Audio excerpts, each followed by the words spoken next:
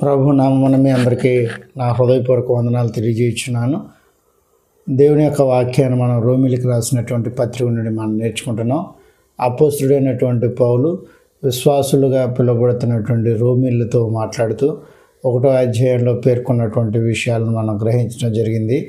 సువార్త అది దేవుని యొక్క శక్తి అయి ఉన్నదని, అందుచేత వాటిని వివరించడానికే కానీ వాటిని బోధించడానికే కానీ నేను సిగ్గుపడి వాడిని కానని పౌలు వ్యక్తపరుస్తూ, ఎందుకని ఈ లోకంలో ఉన్నటువంటి వారు స్వార్థను అంగీకరించక ఈ లోకంలో ఉన్నటువంటి ఈ యొక్క భౌతిక సంబంధమైన వాటికి లోగుపడిపోయి వాటిని అనుసరించి ప్రవర్తించుతున్నారో వాటిని గురించి దేవుని యొక్క ఉద్దేశాన్ని తెలియపరిచినట్టుగా, ముఖ్యంగా దేవుని యొక్క శక్తిని, దేవుని యొక్క దేవత్వాన్ని ఎరిగితే ఎలాంటి తప్పిదమ్ము చేయరనేటువంటి విషయాన్ని పౌలు గుర్తు చేయుచున్నాడు. అంత మాత్రమే కాదు, జగత్తుత్పత్తి మొదలుకొని సృష్టింపబడినటువంటి వస్తువులను తేటగా పరిశీలన చేయటం ద్వారా దేవుని యొక్క శక్తిని, దేవుని యొక్క దేవత్వాన్ని తెలుసుకునేటువంటి అరుదైన అవకాశం కలిగి ఉంటారని దేవుని యొక్క ఉద్దేశంగా పౌలు వ్యక్తపరిచి ఉన్నాడు.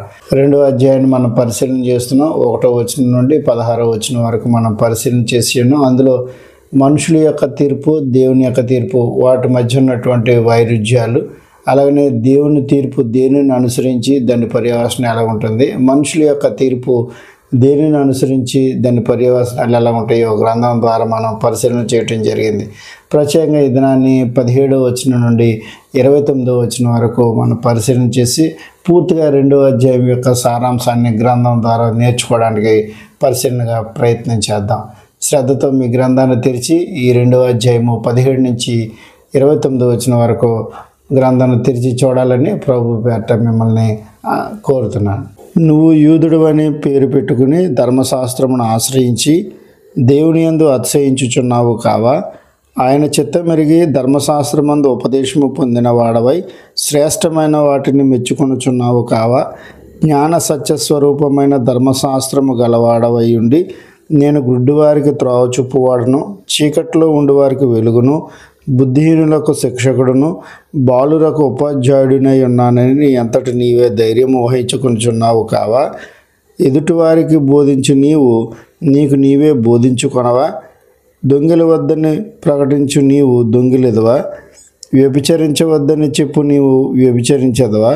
విగ్రహములను అసహించుకొను నీవు గుళ్ళను దోచెదవా? ధర్మశాస్త్రమందు అతిశయించు నీవు ధర్మశాస్త్రము మీరుట వలన దేవుని అవమానపరచదవా? వ్రాయబడిన ప్రకారము మిమ్మును బట్టియే కదా దేవుని నామము అన్ని జనుల మధ్యను దూషించబడుచున్నది. నీవు ధర్మశాస్త్రమును అనుసరించి ప్రవర్తించు వాడవైతివా? సున్నతి ప్రయోజనకర్మగును గాని ధర్మశాస్త్రమును అతిక్రమించు వాడవైతివా? నీ సున్నతి కాకపోవును. కాబట్టి సున్నతి లేనివాడు ధర్మశాస్త్రపు నీతి విధులను గైకొనిన ఎడల అతడు సున్నతి లేనివాడై ఉండి సున్నతి గలవాడుగా ఎంచబడును కదా. మరియు స్వభావమును బట్టి సున్నతి లేనివాడు ధర్మశాస్త్రమును నెరవేర్చిన ఎడల అక్షరమును సున్నతియు గలవాడవై ధర్మశాస్త్రమును అతిక్రమించి నీకు తీర్పు తీర్చడా?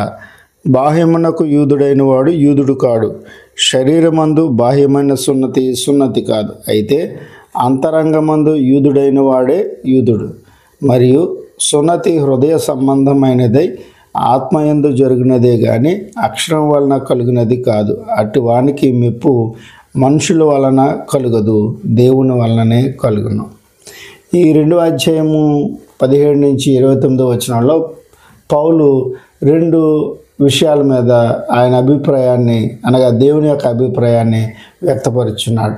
మనుషుల్లో కలిగి ఉన్నటువంటి ఉద్దేశము, దేవుని యొక్క ఉద్దేశము ఒకటా కాదనేది ఆయన పరిశీలన చేయుచున్నట్టుగా, వారికి ఆలోచన కలుగు చేయుచున్నట్టుగా మనం చూడగలం.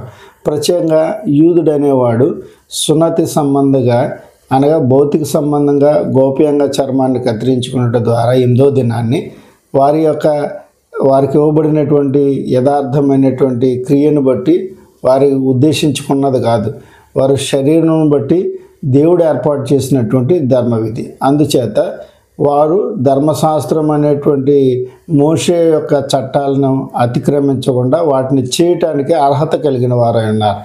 అందుచేత వారు ప్రముఖమైన వారుగా, ప్రత్యేకమైన వారుగా జనంలో, లేదా వారు వ్యక్తిగతంగా మేము యూదులము, మేము దేవుని యొక్క బిడ్డలము, మాకు దేవునితో సరైనటువంటి సత్సంబంధం ఉంది, మాకు మించిన వారు ఎవరో, మాకు మించిన గొప్పవారు లేనటువంటి భావన యూదులలో కలిగి ఉన్నట్లుగా మనం చూడగలం. అయితే దేవుని యొక్క గ్రంథాన్ని మనం పరిశీలన చేసినాడు. ముఖ్యంగా ఈ 2వ అధ్యాయంలో పౌలు చెప్తున్నది ఏంటంటే, నువ్వు యూదుడు అయితే ధర్మశాస్త్రం అనుసరించుచున్నావా, లేదా దేవుని యొక్క గ్రంథ ప్రకారంగా నువ్వు యూదుడు అయినావని భావించున్నావు కనుక నువ్వు ధర్మశాస్త్రం విని వాటిని ఆచరించకపోతే దాని పరిస్థితి ఏంటన్న దాని గురించి ఆయన మాట్లాడుతూ భౌతిక సంబంధమైన సున్నతిని, హృదయ సంబంధమైన సున్నతిని గురించినటువంటి వ్యత్యాసాన్ని ఆయన వ్యక్తపరిచినట్టుగా మనం చూడగలం.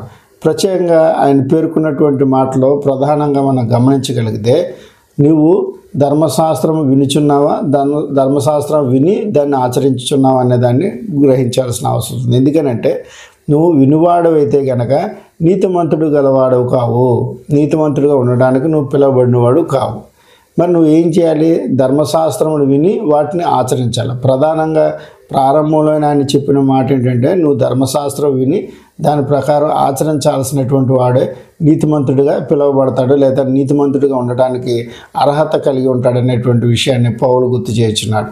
మనం ఈ విషయాన్ని బాగా అర్థం చేసుకోవాలంటే యాకోబు తను రాసినటువంటి మొదటి పత్రిక 22వ వచనము 23వ వచనాన్ని మనం చూడవచ్చు. యాకోబు అక్కడ తెలియజేస్తున్నటువంటి విషయాల్లో ప్రధానంగా మనం చూడవచ్చు, మీరు వినువారు మాత్రమై ఉండి మిమ్మల్ని మీరు మోసపుచ్చుకొనకుండా వాక్య ప్రకారము ప్రవర్తించు వారై ఉండాలి. ఎందుకని అలా ఉండాలంటే, వినువాడు ఏం చేస్తాడు? ఒకడు తన ముఖమును, సహజ ముఖమును అద్దంలో చూసుకున్నట్టుగా ఉంటుంది వ్యవహారం. ఎందుకంటే చూసి తను ఎట్టివాడో మర్చిపోయేటువంటి పరిస్థితిలో ఉంటాడు. అలాగ మీరు ఉండకూడదని అంటున్నాడు. అనగా మీరు వినువారు మాత్రమే ఉండి తాత్కాలికమైన వారుగా కాకుండా విని వాటి ప్రకారం ప్రవర్తించేవారై ఉండాలనేది యాకోబు యొక్క ఉద్దేశంగా మనం గ్రహించగలం. అందుచేత పౌలు వాటన్నిటిని కూడా ముందుగానే ఎరిగినవాడు కనుక, ధర్మశాస్త్రంలో బాగుగా నేర్చుకున్నటువంటి వాడు, వాటి ప్రకారం ఆచరించేవాడు కనుక, ధర్మశాస్త్ర విధులను గురించి బాగా ఎరిగినవాడు కనుక వాటి విషయమే సరైనటువంటి అవగాహన కలిగిన వాడుగా రోమీలో ఉన్నటువంటి విశ్వాసులుగా పిలువబడుతున్న వారితో మాట్లాడుతున్నటువంటి మాటలను మనం గ్రహించగలం. అందుకని అంటున్నాడు, మీరు యూదులై ఉంటే కనుక ధర్మశాస్త్రమును ఆశ్రయించి దేవుని యందు అతిశయించుచున్నారు. చాలా సంతోషకరమే. అయితే దేవుని యందు అతిశయించుచున్న మీరు ఆ విన్నటువంటి చట్టాలని, లేకపోతే దేవుని యొక్క ధర్మశాస్త్రాన్ని, మోషే ద్వారా అనుగ్రహించబడిన ధర్మశాస్త్రమును మీరు వినుట మాత్రమే కాక విని వాటి ప్రకారంగా ప్రవర్తించేవారై ఉండాలనేటువంటి ఉద్దేశాన్ని పౌలు వ్యక్తపరుస్తున్నట్టుగా మనం చూస్తున్నాం. ఎందుకనంటే పౌలు 2 ప్రత్యేకమైన మాటలు తెలియజేశాడు. ఏమనంటే, మీరు ధర్మశాస్త్రమందు ఉపదేశం పొందేవారుగా ఉన్నారు. రెండోది ఏమన్నాడంటే, జ్ఞాన సత్య స్వరూపమైన ధర్మశాస్త్రాన్ని మీరు కలిగి ఉన్నారు. 2వ అధ్యాయం 18వ వచనం చూస్తే మన ఈ మాటలు మనం చూడవచ్చు. అంటే ధర్మశాస్త్రములకు ఉన్నటువంటి ఖ్యాతి, లేకపోతే వారు భావించుచున్నటువంటి మాటల్లో మమ్మల్ని మించినవాడు ఎవడూ లేడు, లేదా మాకు మించినటువంటి కుటుంబాలు, మాకు మించిన జాతి లేదనేటువంటి భావన యూదులలో ఉండటం వలన తమకు మించిన వారు లేదనేటువంటి దానిలో యేసుక్రీస్తును సైతం వారు లెక్కలు చేయని వారుగా యేసుక్రీస్తును సిలువకు అప్పగించినట్టుగా మనం చూడగలం. అందుచేత వారు అలాగన దేవుని ఎదుట విర్రవీగినటువంటి భ్రష్టత్వంలో వారు ఉండిపోవడం ద్వారా ధర్మశాస్త్రం ఏం చెప్తుందో దాన్ని కూడా గ్రహించలేనటువంటి స్థితిలో ఉన్నారు. భూమిలో ఉన్నటువంటి విశ్వాసులు వారి యొక్క భావన పౌలు ఎరిగినవాడు గనక, మీ గ్రంథము లేదా మీకు ఇవ్వబడినటువంటి ధర్మశాస్త్రము, లేదా యూదుడిగా నేను ఉన్నాను కాబట్టి మనకి ఇవ్వబడినటువంటి ఈ ధర్మశాస్త్రము జ్ఞాన సత్య స్వరూపమైనటువంటి గ్రంథముగా మనం భావించుచున్నాం, లేదా మీరు భావించున్నారు, లేదా యూదులు భావించున్నారు. మంచిదే, వీటిని మించింది లేదనే భావనలో మీరున్నారు. అయితే ఇంతకంటే శ్రేష్టమైనది లేదని మీకు తెలుసు కదా, అయితే మరి శ్రేష్టమైన వాటిని గురించి ఎందుకు ప్రస్తావన చేస్తున్నారు అనేటువంటి ఉద్దేశాన్ని పౌలు వ్యక్తపరుస్తున్నారు. ఏంటి శ్రేష్టమైనది అంటే, ఒకటి గుడ్డివారికి త్రోవ చూపటం, చీకట్లో ఉన్న వారికి వెలుగును అనుగ్రహించటం, అలాగనే బుద్ధిహీనులకు శిక్ష పడటం, అలాగే బాలురకు ఉపాధ్యాయుడిగా ఉన్నటువంటి భావనతో యూదులు మెలగడం అనేది సమంజసమైనది కాదని పౌలు వ్యక్తపరుస్తున్నాడు. అంటే ధర్మశాస్త్రంలో ఉన్నవారు గుడ్డివారికి త్రోవ చూపలేరు, చీకట్లో ఉన్న వారికి వెలుగు ఇవ్వలేరు, అలాగనే బాలురకు ఉపాధ్యాయుడిగా వారు ఉండలేరనేటువంటి విషయాన్ని, అలాగనే బుద్ధిహీనులకు శిక్ష పడే రీతిగా వారు చేయలేరనేటువంటి విషయాన్ని పౌలు వ్యక్తపరుస్తున్నాడు. ఎందుకన్నట్లయితే ధర్మశాస్త్రం గురించి మనకు అవగాహన ఉంది. ఏంటంటే ఎవరైనాను ధర్మశాస్త్రం ప్రకారంగా వాటిని చట్టాన్ని అతిక్రమిస్తే కనుక వారిని రాళ్లతో కొట్టి చంపడం, లేకపోతే ఆ యొక్క మరణానికి సంబంధించినటువంటి విషయంలో వారికి ఎలాంటి ప్రాయచిత్తము కలిగేటువంటి అవకాశం లేదు. అలాంటి పరిస్థితిలో వారు ఎలాగ త్రోవ చూపేవారుగా ఉంటారో, వారు ఎలాగ శిక్ష పడే రీతిగా ప్రవర్తించగలరో, వారు ఎలాగైనా వెలుగులోనూ ఉన్నట్టుగా వారిని భ్రమింప చేయగలరని అంటే అది అసాధ్యమయ్యే పని. ఎందుకంటే చనిపోయే వ్యక్తి వెలుగే ఎందుకు చేసుకుంటాడో, ఎక్కడ ఎలాగిస్తాడో, రాళ్లతో కొట్టి చంపేటువంటి పరిస్థితి ఉన్నప్పుడు ఎలాగైనా వెలుగును పొందే అవకాశం కలిగి ఉంటాడు. అందుచేత పౌలు అంటున్నాడు, జ్ఞాన సత్య స్వరూపమైనటువంటి మీ గ్రంథాన్ని అనుసరించి మీరు ప్రవర్తించినటువంటి ప్రవర్తన, అలాగనే మీరు గర్వపడుతున్నటువంటి రీతిగా మీరు భ్రమలో ఉన్నారు. ఆ భ్రమనంతటిని కూడా మీరు విడిచిపెట్టాల్సినటువంటి అవసరత మీరు గ్రహించాలి. ఎందుకంటే నీకు నువ్వే ధైర్యంగా ఉంటున్నావు. ఏమని?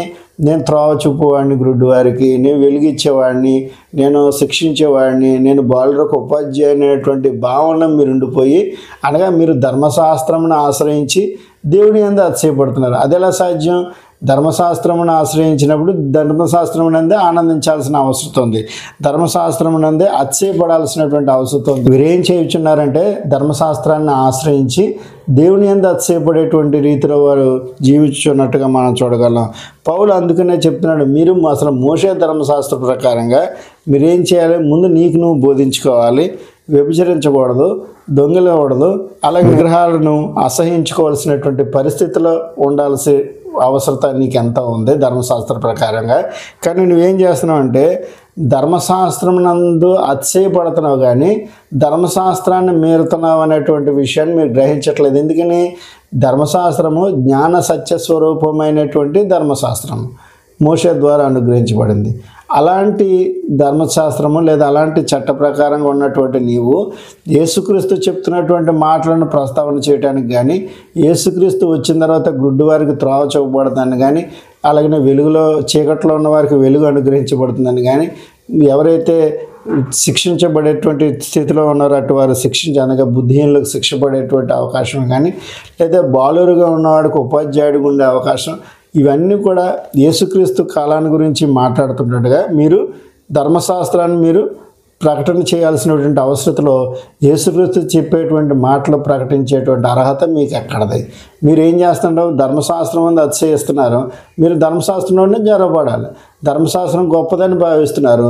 ధర్మశాస్త్రమే గొప్పదని భావించేటువంటి మీరు మరలా దేవుని యొక్క సంకల్పం గురించి మాట్లాడేటువంటి అవకాశం మీకు లేదని పౌలు గుర్తు చేసినాడు. ఇందుచేత మనం గ్రహించాల్సింది ఏంటంటే ధర్మశాస్త్రము వేరు, అనగా మోషే ద్వారా అనుగ్రహించబడిన ధర్మశాస్త్రం వేరు, యేసుక్రీస్తు ద్వారా అనుగ్రహించబడినటువంటి ధర్మశాస్త్రం అది. అందుకనే 1వ అధ్యాయం మనం పరిశీలన చేసినప్పుడు అర్థం చేసుకోవడం జరిగింది. అబ్రహాము ద్వారా నీతిమంతులుగా తీర్చబడతామనంటే అబ్రహాముకి మోషే ద్వారా అనుగ్రహించబడినటువంటి ధర్మశాస్త్రానికి సంబంధం లేదు. అందుకని మరి అబ్రహాం ఎలాగ నీతిమంతుడిగా చేయబడ్డానంటే దేవుని యొక్క నీతి లేదా దేవుని యొక్క చట్టము, వాక్యము లేదా ఆయన కలుగు చేసినటువంటి సృష్టిని అంతటిని పరిశీలన చేయటం ద్వారా దేవుని యొక్క శక్తిని తెలుసుకున్న వారై, దేవుని యొక్క దేవత్వాన్ని ఎరిగిన వారే, ఆయనకు భయపడి ఆయనకు లోబడి వాటి ప్రకారంగా ప్రవర్తించి వారు తమ యొక్క యథార్థతను కాపాడుకున్నట్టుగాను, వారు నీతిని పొందినట్టుగా, వారు తరతరములకు దేవుని యొక్క ఖ్యాతిని వెల్లడి చేసినట్టుగా మన గ్రంథం ద్వారా మనం తెలుసుకున్నాం. అలాగనే ఆయన యొక్క చరిత్ర ద్వారా కూడా మనం తెలుసుకునే అవకాశం ఉంది. ఇలాగున బ్రతుకుతున్నటువంటి మనుషులు నేడు ఏమైంది? ధర్మశాస్త్రము యేసుక్రీస్తు కంటే ఘనమైనదని లేదా దేవుని యొక్క చట్టము కంటే ఘనమైనదని భావించి ఈ ధర్మశాస్త్ర ప్రకారంగా ఆనందిస్తున్నారు. అయితే ఈ ధర్మశాస్త్రాన్ని ఆశ్రయించి దేవుని యందు అతిశయపడుతున్నటువంటి పరిస్థితులు ఉన్నప్పటికీ కూడా వారు ధర్మశాస్త్ర ప్రకారంగా ప్రవర్తించేవారుగా లేరు. వారు ధర్మశాస్త్రాన్ని వింటున్నారు కానీ ఆ విన్నటువంటి దాని ప్రకారంగా ప్రవర్తించేవారుగా ఉండట్లేదు. అందుచేత వారు వ్యభిచరించకూడదని వ్యభిచరిస్తున్నారు, దొంగలకూడదని దొంగలిస్తున్నారు. అలాగనే వారికి వారు బోధించుకోవాల్సినటువంటి అవసరం ఉన్నప్పటికీ వాటిని బోధించుకోవటం లేదని పౌలు వ్యక్తపరుస్తున్నట్టుగా మనం చూడగలం. దాని ద్వారా వారు ఏం చేస్తారంటే దేవుని అవమానపరుస్తున్నట్టు. దేవుని అవమానపరిచి వారు ఏం చేయుచున్నారనే దాని గురించి పౌలు 23వ వచనంలో చెప్పాడు. ఏమని? మీ వల్లనే కదా దేవుని నామము అన్యజనుల మధ్య దూషించబడుచున్నది. యూదుడైన వాడు శరీర సంబంధంగా భౌతికంగా సున్నతిని కలిగి ఉండి యూదుడిగా పిలువబడుతున్నాడు. అటు రీతిగా ధర్మశాస్త్రమును అవలంబించడానికి లేదా ధర్మశాస్త్రం గురించి తెలుసుకోవడానికి అర్హత కలిగిన వాడుగా ఉన్నాడు. అలాంటి వ్యక్తి మరి స్వభావాన్ని బట్టి సున్నతి గలవాడుగా పిలువబడినటువంటి వాడు, సున్నతి లేనివాడు ఒకవేళ అనగా మనలాంటి వాళ్ళు ఎవరైనా అన్యజనులు సున్నతి లేనివాడై ఉండి ధర్మశాస్త్రం నెరవేర్చినట్టుగా మనం భావిస్తే గనక మనం ఏం చేసే అవకాశం ఉందంట? ధర్మశాస్త్రం కలిగిన వాడుగా భౌతిక సంబంధంగా ధర్మశాస్త్రమునకు సరైనటువంటి అర్హత కలిగినటువంటి యూదుని సైతము తీర్పు తీర్చే అవకాశం ఏర్పడుతుంది. అలాంటి అవకాశాన్ని యూదులందరూ కూడా ఇస్తున్నారనేటువంటి ఆ తప్పిదమును పౌలు గుర్తు చేయించున్నాడు. మనం ఖచ్చితంగా 23వ వచనంలో చూస్తే మనకు అర్థమవుతుంది. సున్నతిని బట్టి అంటే స్వభావాన్ని బట్టి సున్నతి లేనివాడు ధర్మశాస్త్రమును నెరవేర్చిన వాడైతే అక్షరమును సున్నత గలవాడై ఉన్నటువంటి ధర్మశాస్త్రమును కలిగిన వాడు అతిక్రమిస్తే గనక అతనికి తీర్పు తీర్చే పరిస్థితి ఏర్పడుతుంది. అలాంటి పరిస్థితి ఎందుకు ఏమొచ్చింది? నీకంటే తక్కువ వాడుగా, నీకు పనికిరాని వాడుగా, నీకు ఏ స్థితిలోనూ కూడా సమానంగా ఉండడానికి అవకాశం లేనటువంటి వ్యక్తి అనగా స్వభావాన్ని బట్టి సున్నతి లేనివాడు నీకు ఎందుకు తీర్పు తీర్చే అవకాశం ఇస్తున్నావు? ఎందుకు అట్టి ఖ్యాతి కలిగింది, లేకపోతే అట్టి అవసరత ఎందుకు కలిగింది అన్న దాని గురించి పౌలు దాని గురించి వివరిస్తే ఏమన్నాడంటే చివరి వచనాల్లో, భౌతిక సంబంధముగా సున్నతి ద్వారా యూదుడు కాదు. మరి ఎలాగనా అని అంటే 27వ వచనం నుంచి మనం చూస్తే పౌలు చక్కగా వివరించున్నాడు. ఏమని? భౌతిక సంబంధమైన ఈ గోప్యాంగ చర్మము కత్తిరించుకోవడం ద్వారా సున్నతి పొందినటువంటి యూదుడు కాదు. మరి ఎలాగనా అంటే శరీరమందు కత్తిరింపు ద్వారా సున్నతి పొందినవాడు యూదుడు అయినట్లయితే ఇలాగనే జరగదు. అయితే అంతరంగమున యూదుడవ్వాలి, అంతరంగములో యూదుడవ్వాలి. ఆ యూదుడైతే అప్పుడు దేవుని యొక్క చట్టానికి విధేయుడై ఉండి దేవుని యొక్క నియమం ప్రకారంగా ప్రవర్తించేవాడే ఉంటాడు. ఏదైతే యాకోబు తెలియజేశాడో వాక్య ప్రకారము ప్రవర్తించాలనేటువంటి ఆలోచన చెప్పి అన్నాడో ఆ ఆలోచనకు కట్టుబడి ఉండేటువంటి పరిస్థితి ఉంటుందనే సంగతిని గుర్తు చేయించినట్టుగా మనం చూడగలం.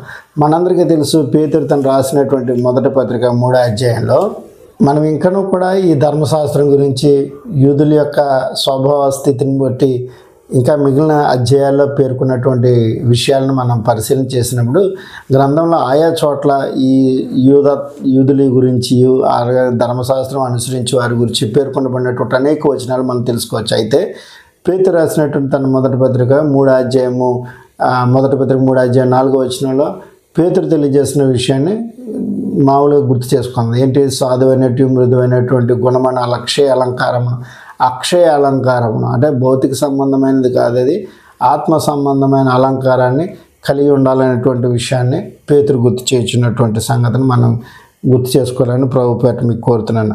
అందుచేత సున్నతి పౌలు చెప్తున్నటువంటి విషయం ఏంటంటే సున్నతి హృదయ సంబంధమైనదే కానీ ఆత్మ స్వభావ స్థితిలో శరీర సంబంధమైనదిగా చేయబడినది కాదనేటువంటి విషయాన్ని తేటతనం చేయించున్నాడు. ఎందుకని? జ్ఞాన సత్య స్వరూపముగా పిలువబడినటువంటి మోషే ద్వారా అనుగ్రహించబడిన ధర్మశాస్త్రము కలిగి ఉండి కూడా వారు గుడ్డి వారికి త్రావు చూపుతున్నామని, అలాగే చీకట్లో ఉన్న వారికి వెలిగిస్తున్నామని, తప్పు చేసిన వాళ్ళకి శిక్షిస్తున్నామని, బాలులకు ఉపాధ్యాయులమై ఉన్నటువంటి భావనలో వారు ఉన్నారు. అది కూడంది. ఎందుకంటే ధర్మశాస్త్రమే గొప్పదని భావించినప్పుడు ఇంకెవరిని గొప్పదిగా భావిస్తారు? అంటే యేసును అంగీకరించట్లేదు, కానీ యేసు చెప్పినటువంటి మాటలను వారు భావించు తమ మనసులలో లేదా తమ జీవితంలో గొప్పదిగా భావించున్నారనేటువంటి విషయాన్ని పౌలు వారిలో లోపాన్ని ఎత్తి చూపినట్టుగా మనం చూడగలం. చివరి మాటల్లో పౌలు తెలియజేసినటువంటి మాటలు మనం చూసినప్పుడు బాహ్యమునకు యూదుడైన వాడు యూదుడు కాదు, శరీరమందు బాహ్యమైన సున్నతి కాదనేటువంటి విషయాన్ని చెప్తే ఏమన్నాడు? అంతరంగమందు యూదుడైన వాడే యూదుడు. అంటే సున్నతి హృదయ సంబంధమైనదై ఉండాలి, ఆత్మయందు జరగాలనేటువంటి ఆలోచనని పౌలు వ్యక్తపరుస్తున్నట్టుగా మనం చూడగలం. ఎందుకంటే అక్షరం వలన కలిగినది కాదు, అనగా చట్టం ద్వారా చేయబడినది కాదు. జగత్ పునాది వేయబడక మునిపే దేవుడు తన కుమారుని ద్వారా నిర్ణయించుకున్నటువంటి చట్టమే ప్రధానమైనదని పౌలు వ్యక్తపరుస్తున్నట్టుగా మనం చూస్తున్నాం. అక్షరం అనగా మోషే ద్వారా అనుగ్రహించబడిన ధర్మశాస్త్రము, ఆత్మ అనగా యేసుక్రీస్తు ద్వారా అనుగ్రహించబడింది. ఇప్పుడు 1వ అధ్యాయంలో పౌలు వ్యక్తపరుస్తున్నటువంటి మాటలు మనం పరిశీలన చేసినప్పుడు ఆయన చెప్తున్నది ఏంటి? ఏదైతే అక్షరం అనేది అనుగ్రహించబడిందో దాని ద్వారా నీతిమంతులుగా తీర్చబడడం అనేది జరగదు. యేసుక్రీస్తు ద్వారా సువార్త అనేది మనకు అనుగ్రహించబడింది. ఆ సువార్త దేవుని యొక్క శక్తి ఉన్నది. ఆ శక్తిని మనం పొందుకోవాలి. ఆ శక్తిని మనం తెలుసుకోవాలంటే జగతోత్పత్తి మొదలుకొని సృష్టింపబడినటువంటి వస్తువులను తేటగా పరిశీలన చేయవలసినటువంటి అవసరం ఉందని మనకు గుర్తు చేయుచున్నట్టుగా మనం చూస్తున్నాం.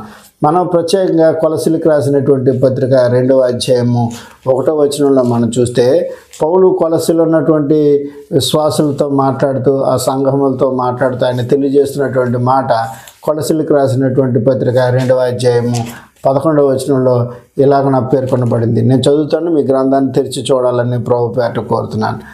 మీరును క్రీస్తు సున్నతి యందు శరీరాచలతో కూడిన స్వభావమును విసర్జించి ఆయన యందు చేతులతో చేయబడని సున్నతి పొందితిరి అన్నాడు. అనగా యేసుక్రీస్తును కలిగినటువంటి వారు సున్నతి కలిగిన వారు ఏ విధముగా హృదయమందు సున్నతి కలిగిన వారుగా ఉన్నారు.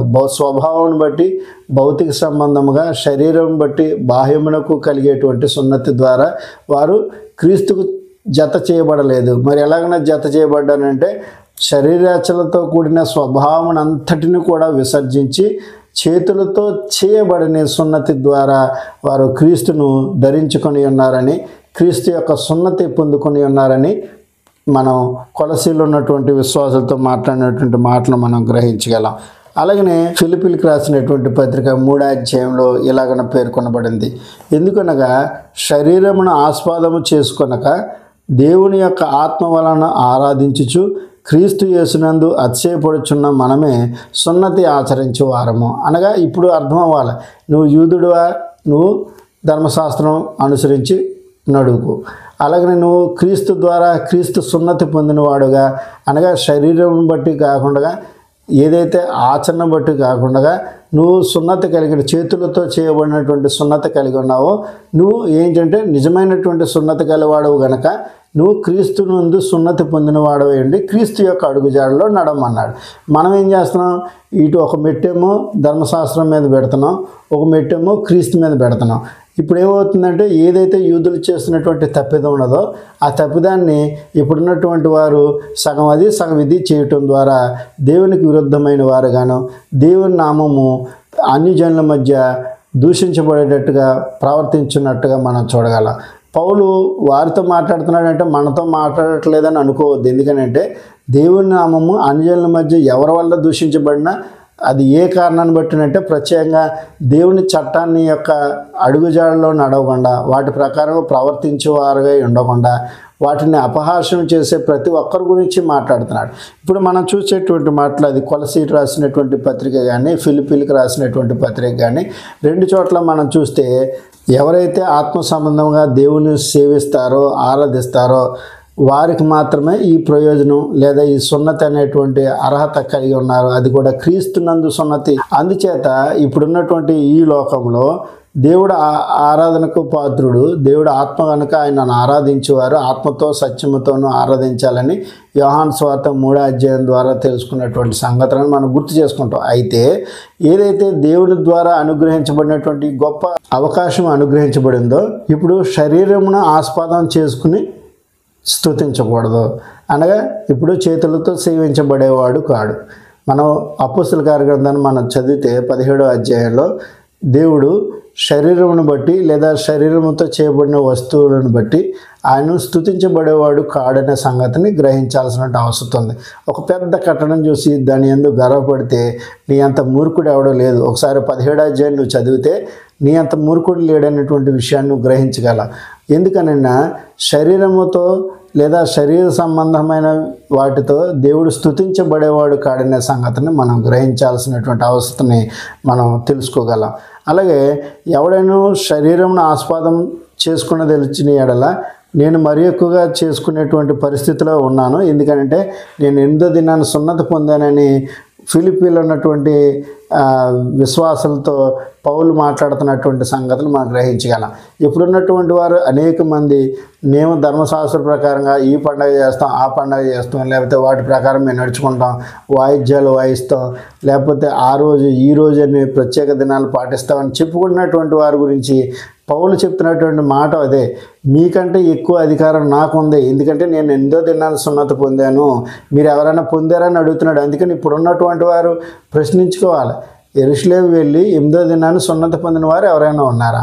ఉంటే కనుక మీరు శరీరంను ఆస్వాదన చేసుకుని సంతోషపడండి. అయితే అంటే ఇప్పుడున్నటువంటి రోజుల్లో నేను ఎరుగున్న కొంతమంది 30 సంవత్సరాలు 20 సంవత్సరాలు దాటేసిన తర్వాత సున్నతి పొంది యూదులుగా అయిపోయామని భావిస్తూ వారు కూడా ఒక ప్రత్యేకమైన జనాంగంగా పిలువబడుతున్నారు, అలా పిలిపించుకుంటున్నారు. అయితే అది వాక్య ప్రకారం కాదు. ఎందుకని యేసుక్రీస్తు ద్వారా అనుగ్రహించబడింది ఆత్మీయ సున్నతి, హృదయ సంబంధమైన సున్నతి.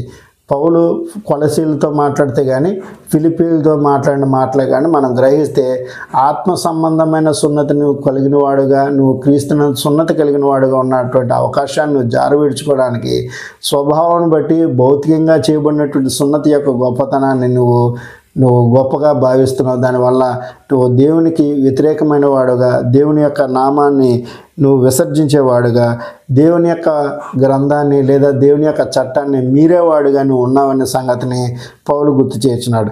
ఇటు రీతిగా దేవుని యొక్క చట్టానికి లోబడవలసినటువంటి నీవు నేను కూడా అక్షరం వలన ప్రవర్తిస్తున్నామా లేదా ఆత్మ వలన జీవించుండేటువంటి పరిస్థితి ఉందా అన్నది పరిశీలన చేసుకోవాల్సిన అవసరం ఉంది.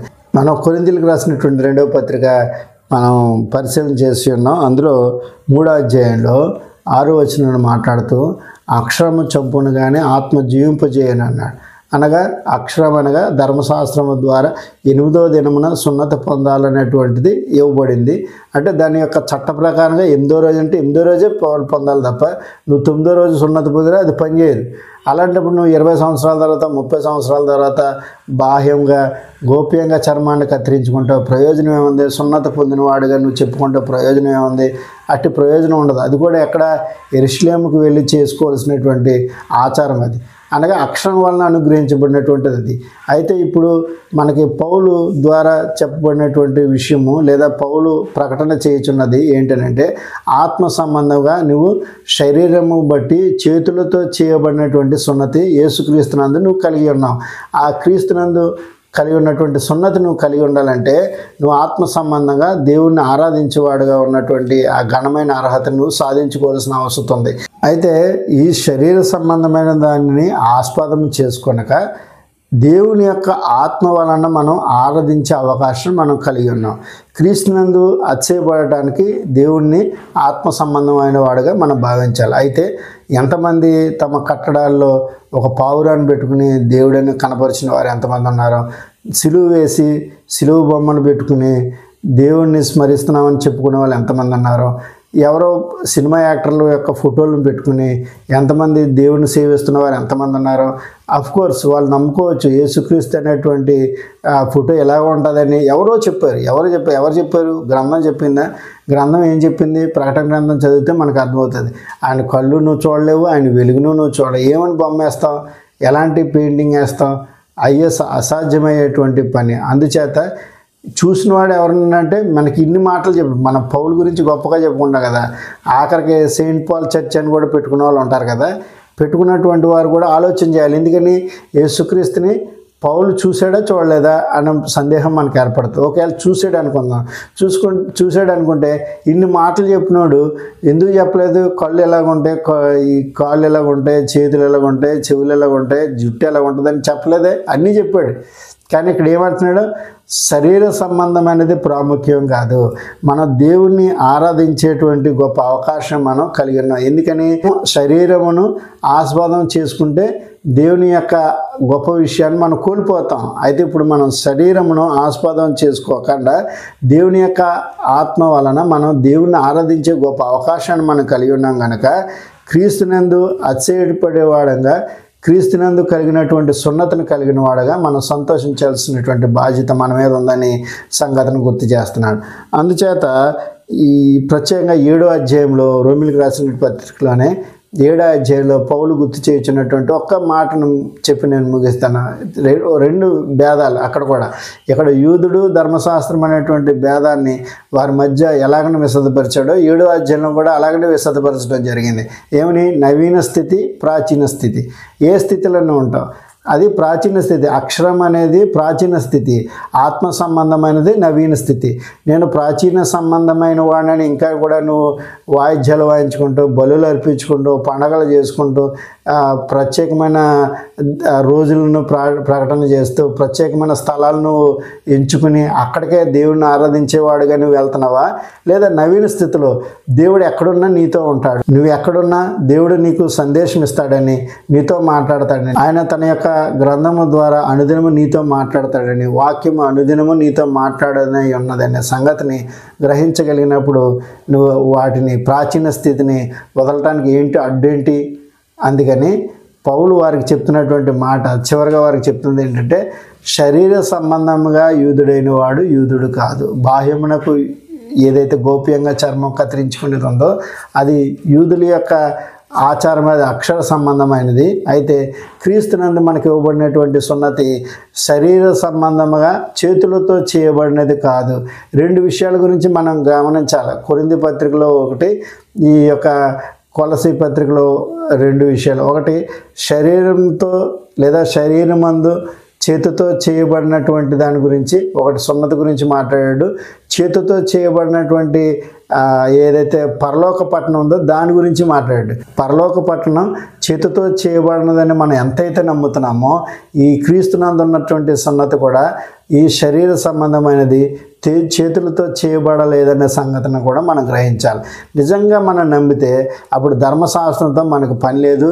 ధర్మశాస్త్ర సంబంధమైనటువంటి విధి విధానాలతో కానీ, ధర్మశాస్త్రంతో నాకు ఇవ్వబడినటువంటి చట్టాలు కానీ, ఆ అక్షర సంబంధమైనది మనకు అవసరం లేదనే సంగతిని కొరింథీ పత్రికలో పేర్కొనబడినటువంటి మాటల ద్వారా మనం గ్రహించగలం.